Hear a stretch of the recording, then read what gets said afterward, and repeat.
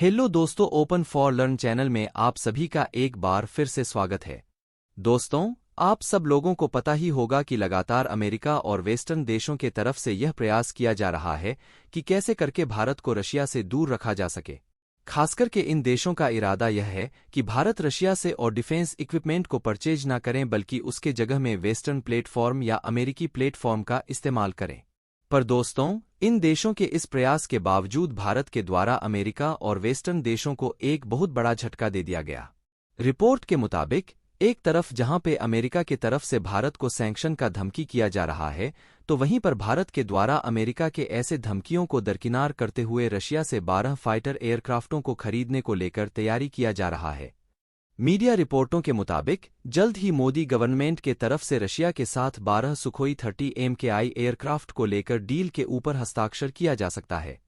Media रिपोर्टों में दावा किया जा रहा है कि इस डील के अंतर्गत ऑलरेडी हिंदुस्तान एरोनॉटिक्स लिमिटेड के तरफ से यह 12 सुखोई 30 MKI एयरक्राफ्टों को मैन्युफैक्चर करने को लेकर अपना तैयारी शुरू कर दिया गया है।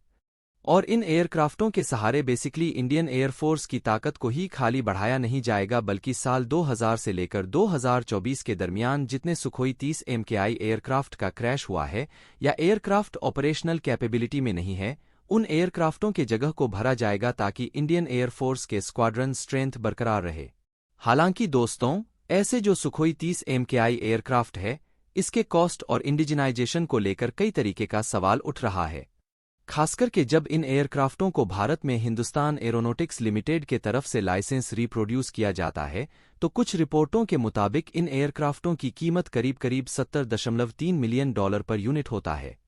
पर वहीं पे अगर इन एयरक्राफ्टों को डायरेक्टली रशिया से परचेज किया जाता तो इसकी कीमत करीब करीब $42.15 मिलियन पर यूनिट होता। पर एक्सपर्टों का मानना यह है कि असल में इन एयरक्राफ्टों की कीमत बढ़ने के पीछे जो रीजन है वह है इसमें इस्तेमाल होने वाले इंजीनियस कंटेंट और बड़े मात्रा में स्वदेशी कंटेंट का इस्तेमाल करने के कारण इन एयरक्राफ्टों की कीमत जो है वह रशियन ओरिजिन इक्विपमेंटों के मुकाबले में थोड़ा अधिक है।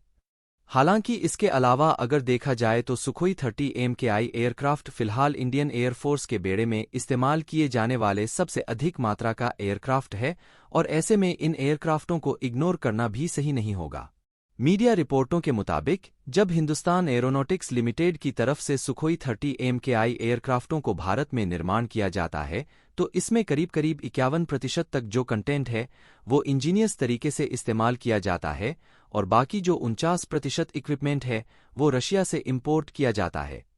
पर दोस्तों, कुछ एक्सपर्टों की तरफ से इस इंडिजिनाइजेशन को लेकर भी सवाल उठाया जा रहा है और उनका यह भी कहना है कि जिन 49% पार्ट्स के ऊपर भारत रशिया के ऊपर डिपेंडेंट है वो भी ऐसे कुछ क्रिटिकल पार्ट है जिसके बिना इन एयरक्राफ्टों को मेंटेन करना भी मुश्किल है और एक तरीके से इन पार्ट्स के कारण भारत रशिया के ऊपर सुखोई 30 MKI एयरक्राफ्टों को लेकर काफी अधिक डिपेंडेंट है।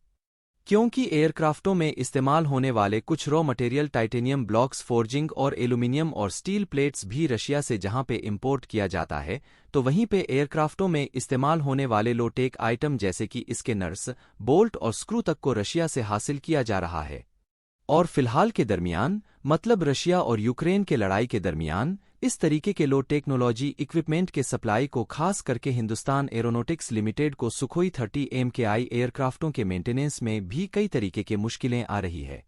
पर दोस्तों, यहाँ पे आप लोगों के जानकारी के लिए बता दूं कि इस मुश्किल को ही सॉल्व करने के लिए सुपर सुखोई प्रोजेक्ट को आगे बढ़ाया जा रहा है और पिछले साल ही सुपर सुखोई प्रोजेक्ट को लेकर गवर्नमेंट के तरफ से हरी झंडी दिखाया जा चुका है और फिलहाल रिपोर्टों में दावा किया जा रहा है कि सुपर सुखोई प्रोजेक्ट के बाद ये जो Russian origin equipment Sukhoi 30 MKI aircraft है यह 80% तक इंडिजीनियस हो जाएगा। मतलब एक तरीके से आप सुखोई 30 MKI एयरक्राफ्ट को इंजीनियस एयरक्राफ्ट भी कह सकेंगे। क्योंकि अगर तेजस मार्क 1 और मार्क 1A जैसे एयरक्राफ्टों को देखा जाए तो यह भी करीब करीब 75 से 80% इंजीनियस कंटेंट का इस्तेमाल कर रहा है। और ऐसे में अगर सुखोई 30 MKI में भी उतना इंडिजीनियस कंपोनेंट इस्तेमाल होता है तो नो डाउट आने वाले समय में एयरक्राफ्टों के मेंटेनेंस और छोटे मोटे पार्ट्स के सप्लाई के लिए भारत को रशिया के ऊपर डिपेंडेंट नहीं होना पड़ेगा। पर एयरक्राफ्टों के इंजन मतलब एयरक्राफ्टों में इस्तेमाल होने वाले सबसे बड़े और सबसे क्रिटिकल जो पार्ट है वो तब तक भी रशियन ओरिजिन ही रहेगा। पर एयरक्राफ्टों के रडार से शुरू करके इलेक्ट्रॉनिक वॉरफेयर सिस्टम और एयरक्राफ्ट में इस्तेमाल होने वाले कॉकपिट इक्विपमेंट से शुरू करके एयरक्राफ्टों के अन्य कई तरीके के सामान, इवन हथियार तक को भारतीय हथियारों के द्वारा रिप्लेस कर दिया जाएगा। पर दोस्तों, यहाँ पे आप लोगों के जानकारी के लिए बता दूं कि जो 12 एडिशनल सुखोई 30 MKI एयरक्राफ्टों को खरीदने को लेकर तैयारी किया जा रहा है, असल में इन एयरक्राफ्टों को इंडियन एयरफोर्स के बेड़े में सुपर सुखोई स्टैंडर्ड में अपग्रेड करके ही शामिल किया जाएगा। और दोस्तों, रिपोर्टों के मुताबिक इन 12 एयरक्राफ्टों को खरीदने के बाद इंडियन एयरफोर्स के बेड़े में जो 272 सुखोई 30 MKI एयरक्राफ्ट होना चाहिए, उसके जगह भी संपूर्ण हो जाएगा। और अब तक जो 10 एयरक्राफ्ट हादसे का शिकार बने हैं, उन एयरक्राफ्टों की जगह जहां पे इन 12 एयरक्राफ्ट में से 10 एयरक्राफ्टों के द्वारा लिया जाएगा, तो वहीं पे बाकी 2 एयरक्राफ्ट असल में उन टेस्ट विड एयरक्राफ्टों का जगह लेगा जो कि हिंदुस्तान एरोनॉटिक्स लिमिटेड और DRDO के तरफ से अलग अलग हथियारों को टेस्ट करने के लिए डेडिकेटेड रूप में इस्तेमाल किया जा रहा है। पर दोस्तों, भारत इस तरीके का हथियार का डील रशिया के साथ ना करें, इसके लिए अमेरिका के तरफ से काफी प्रेशराइज किया गया था। लेकिन आप लोगों को पता ही होगा कि अमेरिका का इस तरीके का जो प्रेशर है, वो भारत के ऊपर काम नहीं देता है। और ऐसे में जब भारत और एडिशनल 12 सुखोई 30 MKI एयरक्राफ्टों को रशिया से खरीदेगा, तो यह अमेरिका के लिए एक बहुत बड़ा झटका होगा। अब दोस्तों, सुखोई 30 MKI एयरक्राफ्टों के प्राइस को लेके जहां पे एक तरफ सवाल उठ रहा है, तो वहीं पे दूसरी तरफ कुछ दिन पहले राफेल एयरक्राफ्ट के प्राइस को लेकर भी इसी तरीके का एक सवाल उठाया गया था। आप लोगों के जानकारी के लिए बता दूं कि कुछ समय से मीडिया में इस तरीके की जानकारी आ रहा है कि इंडियन एयरफोर्स के द्वारा जो राफेल एयरक्राफ्ट खरीदा गया है, उसके करीब करीब दुगना कीमत में इंडियन नेवी के द्वारा राफेल एयरक्राफ्टों को खरीदा जा रहा है। पर दोस्तों, अब इसे लेके भी एक तरीके का क्लियरेंस आ चुका है और रिपोर्ट में दावा किया जा रहा है कि डसॉल्ट की तरफ से भी यह साफ कर दिया गया है कि इंडियन नेवी के द्वारा जो राफेल एयरक्राफ्टों को खरीदा जा रहा है, उसकी कीमत इंडियन एयरफोर्स के राफेल एयरक्राफ्टों के ही बराबर है। अब दोस्तों, आप लोगों को पता ही होगा कि इंडियन एयरफोर्स के बाद अब इंडियन नेवी के द्वारा भी 26 राफेल एयरक्राफ्टों को खरीदने को लेकर अपनी तैयारी की जा चुकी है और जल्द ही इन एयरक्राफ्टों को खरीदने को लेकर डील के ऊपर हस्ताक्षर हो सकता है। अब कुछ मीडिया रिपोर्टों में जहां पे इन एयरक्राफ्टों की कीमत को लेकर सवाल उठाया जा रहा है, वहीं हाल ही में कुछ मीडिया रिपोर्टों में यह दावा किया गया है कि एक राफेल एयरक्राफ्ट, जो कि single seated carrier base version है, उसकी कीमत करीब करीब 91.07 मिलियन यूरो पर यूनिट तक हो सकता है। और अगर ऐसा होता है, तो यह पहले इंडियन एयरफोर्स के द्वारा खरीदा हुआ राफेल एयरक्राफ्टों की कीमत के ही बराबर होगा। अब दोस्तों, एयरफोर्स के द्वारा इस्तेमाल किए जाने वाले राफेल एयरक्राफ्ट और नेवी के राफेल एयरक्राफ्टों के बीच के अंतर को देखा जाए, तो राफेल एयरक्राफ्टों के जो लो सेक्शन है, उसे अधिक रीइंफोर्स किया गया है ताकि ये कैटपूल लॉन्चिंग से टेक ऑफ करने के दौरान हैवी दबाव को झेल सके। इसके अलावा एयरक्राफ्ट के जो फ्यूसलाज सेक्शन है, उसे भी रीइंफोर्स किया गया है ताकि लैंडिंग के दबाव को भी ये झेल सके। हालांकि दोस्तों, ये जो 26 राफेल एयरक्राफ्टों की बात की जा रही है, इसमें 22 राफेल एयरक्राफ्ट होगा और करीब करीब 4 राफेल बी मतलब ट्विन सीटर ट्रेनर वेरिएंट होगा। रिपोर्ट के मुताबिक ऐसे एक राफेल बी एयरक्राफ्ट का कीमत करीब करीब 94 मिलियन यूरो पर यूनिट हो सकता है। जबकि ये जो राफेल बी एयरक्राफ्ट है, यह असल में इंडियन नेवी के राफेल इन एयरक्राफ्टों के ट्रेनिंग के क्रूशल जरूरतों को भी पूरा करेगा। हालांकि दोस्तों, यह जो एयरक्राफ्ट का कीमत है, यह केवल मात्र मीडिया में ही बताया जा रहा है। हालांकि कभी गवर्नमेंट के तरफ से एयरक्राफ्ट की कीमत का जिक्र नहीं किया गया है।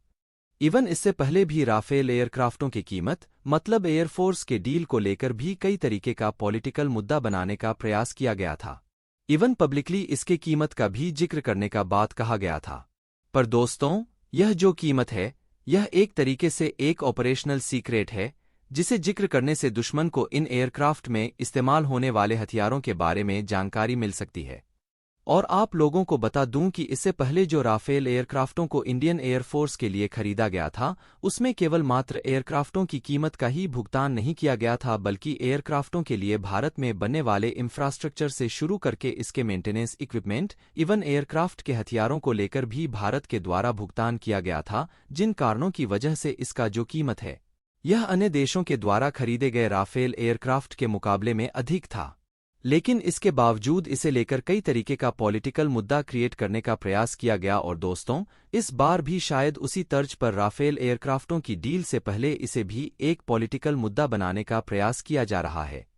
पर दोस्तों, जिस तरीके से पिछले बार इसे पॉलिटिकल मुद्दा करने में पॉलिटिकल पार्टियों को विफलता का सामना करना पड़ा, उसी तर्ज पर मुझे लगता है कि इस बार भी ऐसा ही झटका मिलेगा। और जिस तरीके से इन एयरक्राफ्टों को लेकर अब एक के बाद एक मीडिया की खबर आ रही है, उससे एक बात तो साफ हो गई है कि राफेल एयरक्राफ्टों की जो कीमत है, वह अगर अधिक भी होता है, तब भी शायद इतना अधिक ना हो कि उसे लेकर कोई मुद्दा बनाया जा सके।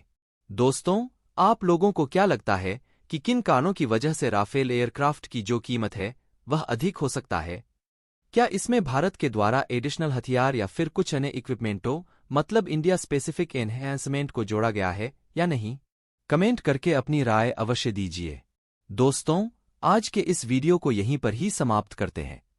धन्यवाद। जय हिंद।